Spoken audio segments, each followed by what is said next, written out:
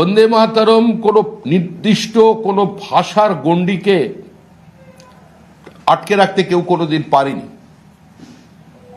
1938 সালে ওসমানিয়া বিশ্ববিদ্যালয়ে, গোলকান্ডা বিশ্ববিদ্যালয়ে, ঔরঙ্গাবাদ বিশ্ববিদ্যালয়ে, সেখানে পর্যন্ত যারা স্বাধীনতা সংগ্রামী ছিলেন ওই বিশ্ববিদ্যালয়ের মধ্যে সেখানে আওয়াজ ওঠে।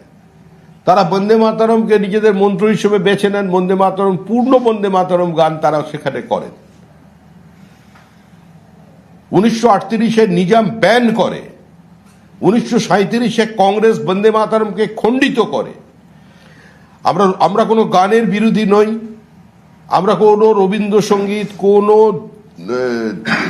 ডিএল রায়, কোনো শিল্পীর কোনো গান কবিতার বিরোধী নই, সেটা আমাদের চিন্তা ভাবনার বাইরে হতে পারে।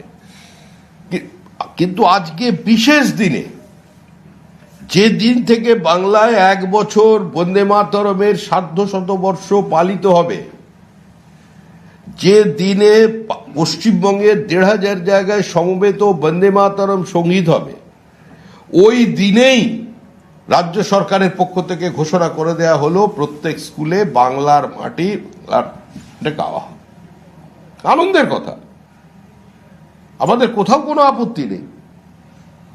যে কোনো স্কুল 100 বছর ধরে, 150 বছর ধরে বহু স্কুল তাদের একটা প্রার্থনা সঙ্গীত থাকে, সেটা পরিবর্তন করা হয়।